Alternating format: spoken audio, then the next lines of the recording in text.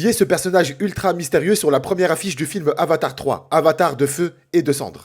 Les gars, préparez-vous parce qu'on est sur le point de découvrir le tout premier clan Na'vi qui est totalement touché du crâne. Parce qu'en effet, le personnage qui apparaît sur cette affiche est le personnage de Varang, la grande méchante de ce troisième opus. Varang est la chef du clan Na'vi du peuple des cendres, un peuple qui, encore une fois, est un petit peu perturbé. En tout cas, ils sont pas sympas. Et de ce qu'on sait, cette faction Na'vi habite près des volcans et a eu un passé plutôt douloureux. En gros, il s'agit d'un peuple qui a beaucoup souffert et du coup, ça justifierait leurs actions. Selon James Cameron, le personnage de Varang personnifie une vision plus nuancée de la culture Na'vi. En gros, ce personnage va révéler les Na'vi sous un angle totalement différent. En tout cas pour nous, téléspectateurs. James Cameron confirme que ce clan est ultra mais ultra sombre. Et ce qui est vachement cool, c'est que l'actrice qui interprète le personnage de Varang, en vérité, on la connaît déjà un petit peu. Il s'agit de l'actrice Ona Chaplin, qui n'est autre que la petite fille du célèbre Charlie Chaplin, mais qui a surtout joué le personnage de Talisa Stark dans la 3e saison de Game of Thrones. Un personnage ultra charismatique, on sait comment ça a terminé pour ce perso.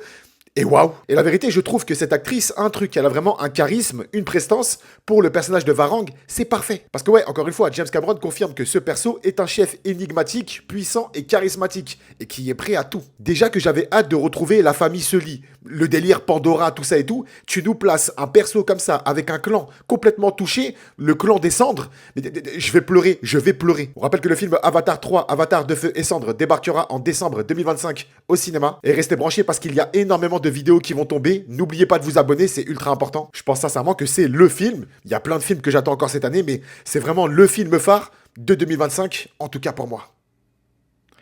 Et pour vous?